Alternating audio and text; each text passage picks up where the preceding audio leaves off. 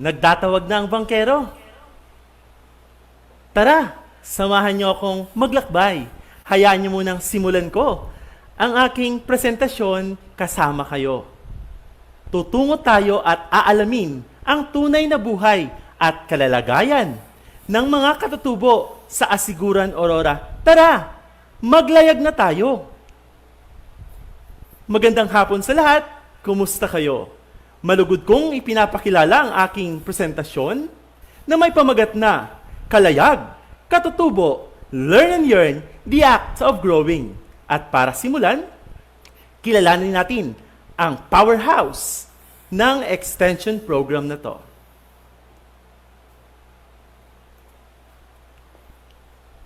Ako si J. Moises Amon, the proponent and the project leader. Kasama ko si Director Glenda Marfilnad, the Program and Extension Coordinator. At ang aming chair ng technical team, King Alvin P. Grospe, kasama sina Rolina M. Fajardo, John Christopher A. Salazar, Ruel G. Olila, Jocelyn Diaz-Dem, RB J. Gallego, Ricardo Gonzalez, Maria Cristina Cañada, Mark Vincent Padilla, E.J. Nakar, Arlene Hugo, and Diana Rose Magos, binubuo ng Arts and Sciences Faculty, Graduate Studies Faculty, Education Department Faculty, the Fisheries Faculty, Gender and Development, the Students Affairs and Services, the Socio-Cultural Services, and the Office of the President. Mukhang kasya pa ang bangka. Tara, baka gusto mong sumama. Pwedeng-pwede pa. Simulan na natin. Ano nga ba ang kwento para sa programang ito? This study, entitled In the Light of COVID-19 Pandemic, we Filipinos are resilient and optimistic to travel in the journey of life. And encumbrances that we are facing in life, we, the Filipino people, are strong and still standing with camaraderie as one. This extension program is spearheaded by the Socio-Cultural Affairs and the Arts and Sciences Department, the Graduate Studies Department, planned and conceptualized a project that will give hope and vivacity of life to our dearest katutubo, the Dumagats of Barangay San Ildefonso, Kasiguran, Aurora. The project titled Kalayag is a connotative term, means kasama sa paglalayag, kasama sa paglalakbay, kasama sa pagsagwan, and kasama sa pag-ahon, as it was anchored in an acronym Kalayag, Katutubo, Learn and Yearn, the Act of Growing. And in this pandemic situation, it is the right time to give attention to the indigenous community of Aurora Province with the project Kalayag that was conceptualized last December 2020 during the Community Needs Assessment in Barangay San Ildefonso, Kasiguran, Aurora. From the results of the study conducted, it was manifested that Katutubo of San Ildefonso needs different programs and activities in line with education, agriculture, fisheries, environment, natural resources, and most specifically in the preservation of indigenous language, culture, and the arts.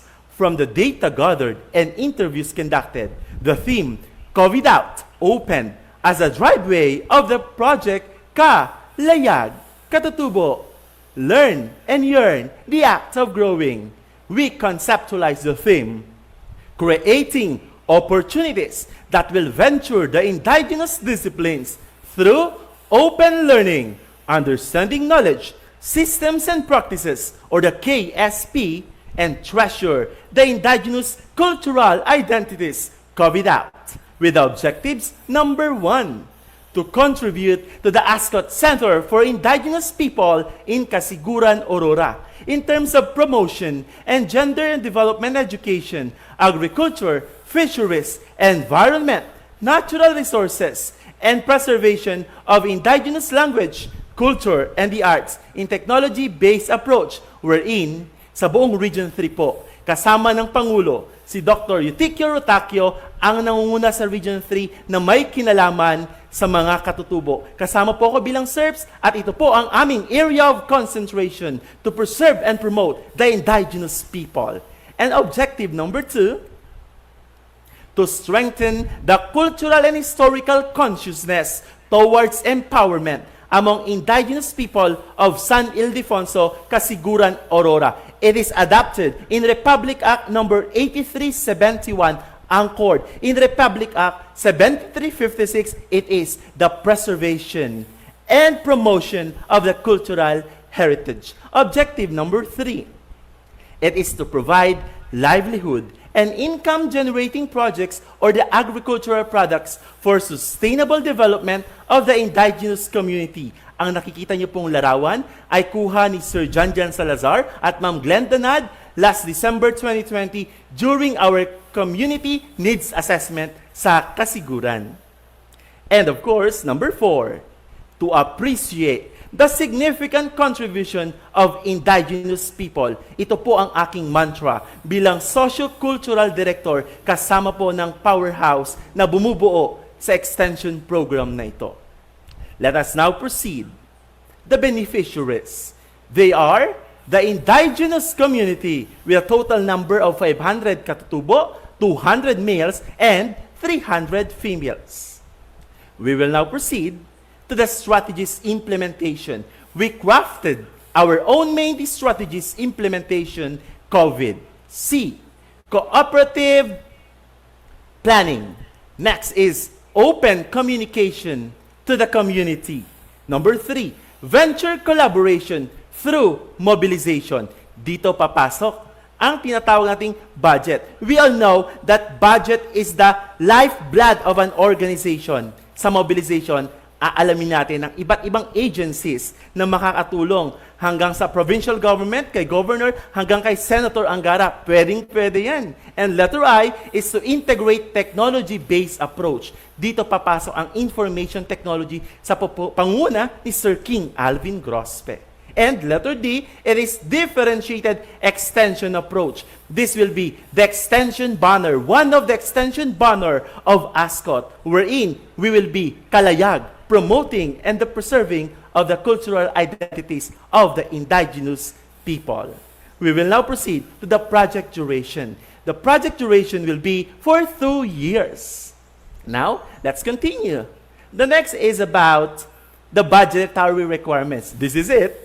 Pangmalakas ang usapan na. The sources of funds, the ASCOT, linkage and mobilization to LGU Casiguran, Provincial Government of Aurora, Department of Agriculture, Environment and Natural Resources, Tourism, Information and Communications Technology, Bureau of Fisheries and Aquatic Resources, and other NGOs. From that, the personal services will be the Human Resources Services, the Socio-Cultural Affairs, and Sentro ng Wika at Kultura will provide the services in promotion and preservation of language, culture, and the arts, and to strengthen the cultural and historical consciousness towards empowerment of knowledge, systems, and practices among indigenous people. And the next is the different departments that I mentioned. It is to provide adequate information in technology-based approach in gender and development. Siyempre, hindi mawawala ang pangmalakasang God.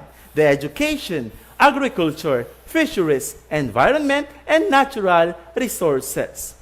Ito na ang proposed budgetary requirements. The items would be the training and workshop, the foods, materials and supplies, equipment, livelihood projects, transportation, lodging, communication allowance with a total of 980,000 pesos. Pero kung mas maraming pa tayong makuha, until Senate, pwede 1 million para mas maraming matulungan.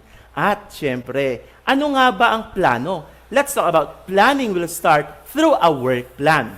This will be for 2 years. The first quarter will start on quarter 2, the planning stage. Quarter 3 will be the communication to the community. Quarter 4 will be the training and workshop. Bakit kaya training and workshop? Alam nyo ba, last December 2020, sabi ng mga katutubo, alam nyo ba sir, pag bare months, malakas ng alon, paano na ang buhay namin?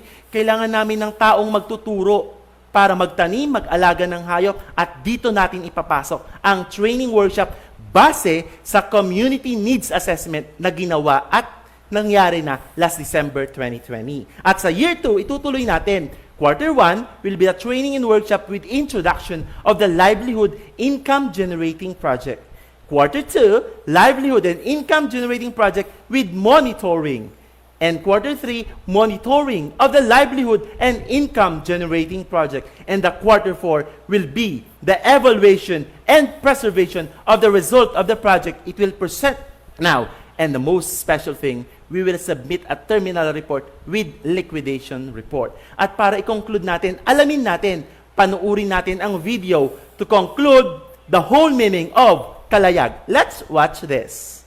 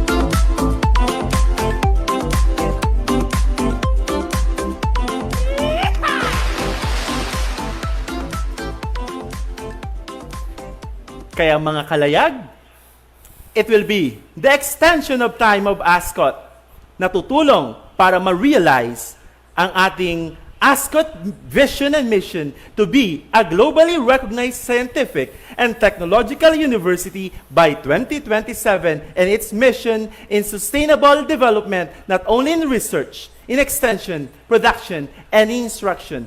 Once again, I'm J. Moises Samon, ang inyong socio-cultural friend na nagsasabing, let's go! Let's have kalayag and learn and yearn the act of growing. Maraming salamat po. Thank you very much, everyone.